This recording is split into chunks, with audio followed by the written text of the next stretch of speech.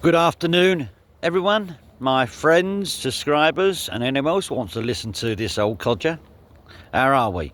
What a beautiful day. Anyway, I done a video last week about Craig's phone going missing. Now, I have been told by TMI,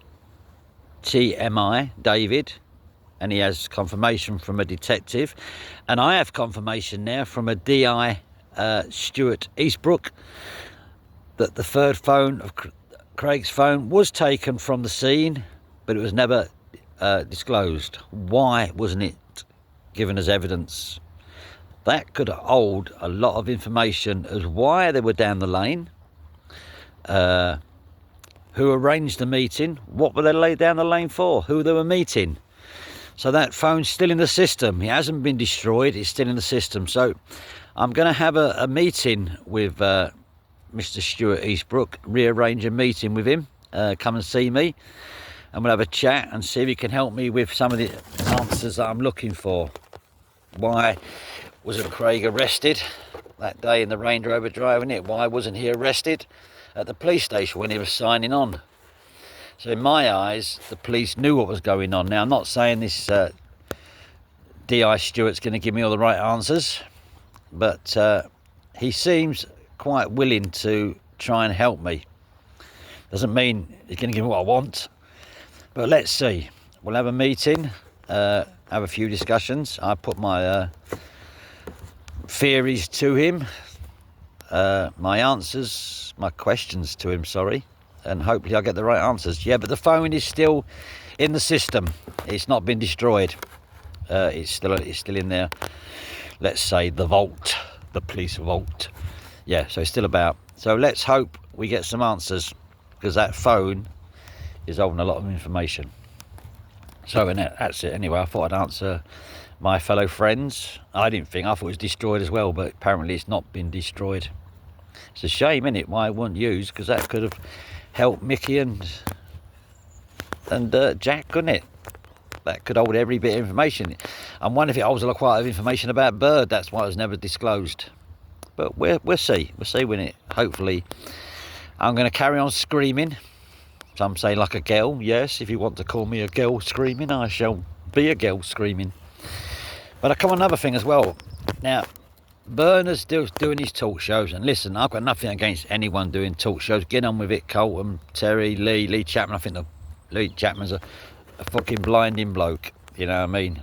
And that, but Bernard's going on this show still talking about Michael, and he's telling people that Michael come round to my house and we loaded the gear in the car and there was police sitting across the road in another house, and that's how he got caught. It makes me the grass. Well, let's get it right. One, I didn't have a house, I had a flat, and Michael come round and got the car in the morning. He went to Canvey Island, Bernard. Listen to me carefully. Canvey Island, and picked the gear up from one of the brothers. One of the brothers gave him say a Tesco's bag or something. Where it was just a bag. He put it in the car and drove and got caught. So there was no surveillance. Michael went to court and got his appeal and everything and sorted. So there was no surveillance. So stop telling these stories, Bernard. I thought we were going to leave each other alone. Yet you're still coming on here under fake names, calling me. Well, I think just being childish, really. And you go back, you on your talk shows, you say there were nothing, those three. You know what I mean? There were nothing, there were gangsters, nothing, those three. Pat Tate was only out 6 weeks. But at the end of the day, it wasn't Tony and Craig that went in hiding, was it? You know, went to the police. Policeman, please help me. I've got Craig and Tony after me. Please give me help. Okay, Bernard. Go stay down there in that safe place down there. You'll be all right with family. We'll make sure they don't get you. And you did. You fucked off and hid. So all this crap that they were nothing. When you go on a Kilroy show and you go on dispatches and you're saying they were dangerous people and they supplied drugs all through Europe and all this lot, and you was part of it, and your partner's killed someone. I just can't describe you, Bernard, how much shit you come out with. You really do come out with shit. You and your little fucking tribe. Just tell the truth. It's fucking 29 years now. We got to lose. They were either hard or they weren't hard. They were either someone or they want someone. You make up your mind. But stop going about Michael. If you can prove that Michael was outside my house and there was surveillance across another house watching us load the gear in the car, show it. But it never happened because I had a flat and I didn't see where Michael went. But if you're still convinced that I grassed Michael up, get on with it. It was proven to a certain extent it wasn't me that did it, you know what I mean, that grassed him up. Michael's happy with that. So get on with your life, Bernard. Look, you've had a colourful life, Bernard. You've been in the army. You've been to Africa with your machine guns, and you had to escape Africa with your A4 bit of paper because you couldn't find a passport. You got back to England and you become the head doorman, the hardest bloke in Basildon, apparently. But when Craig offered you outside Raquel's and you shut the door, you weren't hard then. And every time I've known you have a fight or get involved in an argument, you're always tooled up with your little fucking penknife in your pocket. Come here, I'll stab you. Ah. So, Bernard, look, no insult to you, okay? Do your thing.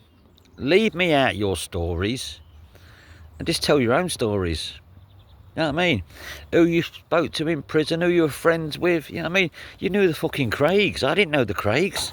That makes you a special person, Bernard, to know Reggie. And what happened to that money, so-called money you got for that poor African lad, or, you know what I mean, that wasn't well, and that went missing. Sure it didn't go missing in your pocket, Bernard. Because you're a deceitful fucker. You really are. No one likes you, mate. No one's got any time for you. I like Terry. You friends with Terry? I'm going to have against Terry. I think Terry can be a nice bloke. The giggling part pissed me off a bit, but we've had a little word and we get on with life. But get on with your life, Bernard, instead of keep having a go at fucking me. I'm no harm to you. Am I, though? Are you frightened of me, Bernard? That's the question. Are you frightened of all the emails I got off Mark Murray? Are you frightened of the letter I got off Jackie, what it says? Well, I've got to admit, in the letter, you don't mention you, Bernard, because you was nobody then. But I'm not being insulting to you. Do your own thing, and I'll do mine. And if people like me, they like me. If they don't like me, they don't like me. It's the way life is. I'm not here to oppress anyone. I've come on out. I've been honest. I admit to the fucking stupid pity lie I've done about the 7 years. Yeah, I didn't put it in my book. I didn't put it in a video. I did it. I was having a bit of banter with someone. I've taken a bit of advice from a fucking ghostwriter like an idiot, and we got rid of him and got another ghostwriter. But yeah, it's stupid. I lied and I put my hands up. But nothing else is lies. So just do me a favour, Bernard, please. Get on with your life. You're getting old now. You can't have many years left in you. Especially that fucking weight you're carrying. So do your thing, mate, and I'll do my thing. Stop going under fake names of Smith. You know what I mean? Just be yourself. Or fuck off. Simple as that. Anyway, look, I do apologise to my describers for being a bit rude then. I wasn't... I'm not calling. I'm just sick and tired of the shit he keeps coming out with, Mr. fucking Know-It-All. But I'll be back the weekend, and I'll definitely tell him about the robbery that went wrong. And I'll keep saying I will. I've taken some advice, and I can't get in trouble for it.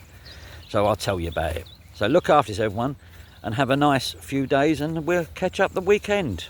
Don't get too drunk. Bye.